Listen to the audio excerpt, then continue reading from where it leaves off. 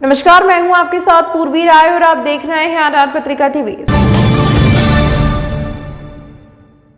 गुजरात के पूर्व सीएम विजय रूपाणी ने शक्तिपीठ अंबाजी मंदिर में मां अंबा के किए दर्शन। पूर्व सीएम विजय रूपाणी सह परिवार मां अंबा के दर्शन के लिए पहुंचे अंबाजी।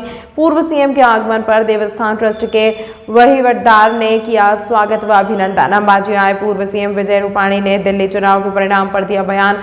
पूर्व सीएम ने दिल्ली में भाजपा सरकार बन रही होने का स्पष्ट तस्वीर का दिया बयान। अरविंद केजरीवाल ने दिया दिल्ली के लोगों को धोखा दिया है विजय रूपाणी। दिल्ली के लोग आम आदमी पार्टी और केजरीवाल को नकार रहे हैं। આજે અંબામાના દર્શન માટે અમે લોકો સપરિવાર આવ્યા છીએ। આવતીકાલથી 51 શક્તિપીઠની પણ પરિક્રમા શરૂ થવાની છે, એટલે આ પવિત્ર દિવસોમાં મા અંબાના આશીર્વાદ પ્રાપ્ત કરવા માટે દર્શન માટે અમે પરિવાર સાથે આવ્યા છીએ।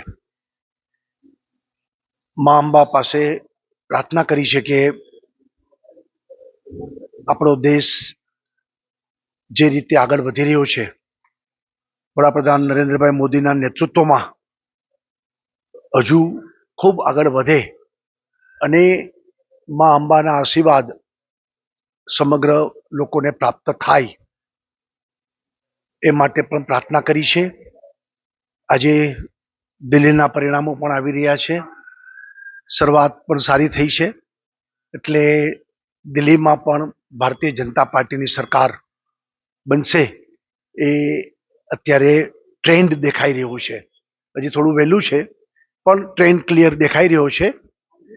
એટલે જે દિલ્હીની રાજધાની અને ભારતની રાજધાની દિલ્હી અને દિલ્હીમાં લગભગ 27 વર્ષ પછી ભારતીય જનતા પાર્ટીનું શાસન બનશે અને દિલ્હીની પણ પ્રગતિ દેશની સાથોસાથ થશે જ એવી મને શ્રદ્ધા છે।